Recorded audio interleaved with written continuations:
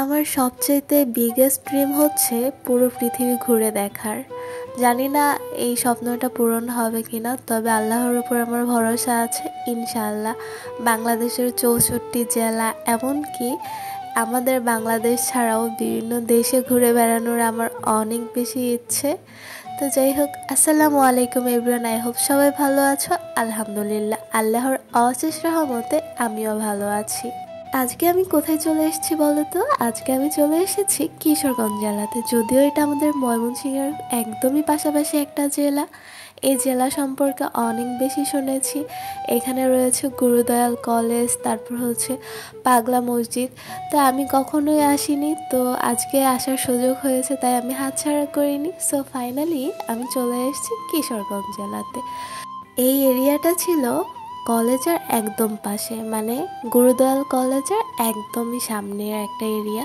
তো এই জায়গাটা অনেক বেশি সুন্দর। আমি ঘুরে ঘুরে দেখছিলাম। দেখো, এটা ছিল প্রায় 9 তলা নাকি 10 তলা একটা, মানে এরকমের করে রাখছে। এটা কেন করে রাখছে আমি জানি না, তোমরা কেউ জানলে অবশ্যই আমাকে বলবা। তো এখানে অনেক সুন্দর একটা টাওয়ার দেওয়া ছিল।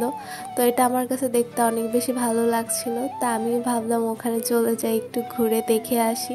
তো যেই কথা সেই কাজ, আমিও ওখানে চলে গিয়েছিলাম। আমার কাছে তো বেশ ভালো লাগছিল। ওখান থেকে একদম চারপাশটা অনেক বেশি ক্লিয়ার করে দেখা যাচ্ছিল।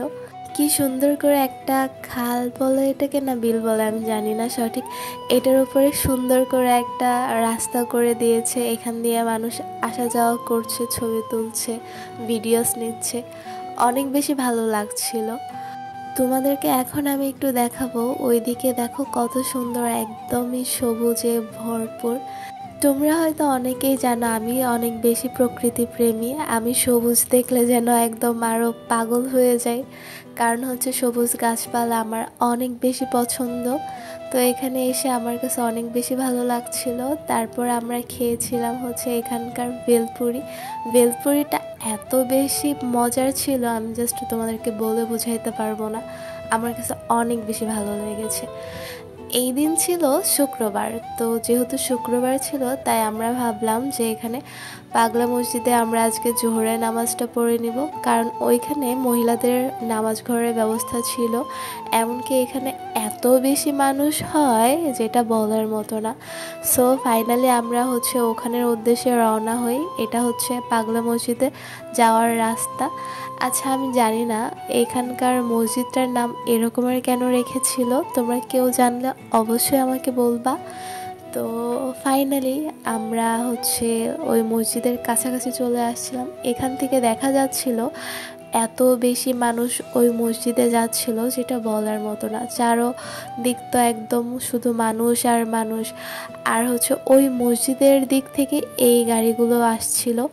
তো আমরা চলে যাচ্ছিলাম। ওই যে গম্বুজগুলো দেখা যাচ্ছে, এটাই পাগলা মসজিদ। তো দেখো কত মানুষ এখানে এসেছে নামাজ পড়তে। এই শুক্রবারে এখানে অনেক বেশি মানুষ হয়, আমি শুনেছি সবাই এখানে নামাজ পড়তে আসে। তো ভিতরে দেখে তো আমি আরও বেশি অবাক হয়ে গিয়েছি, কারণ এত বেশি মানুষ ছিল যেটা বলার মতো না।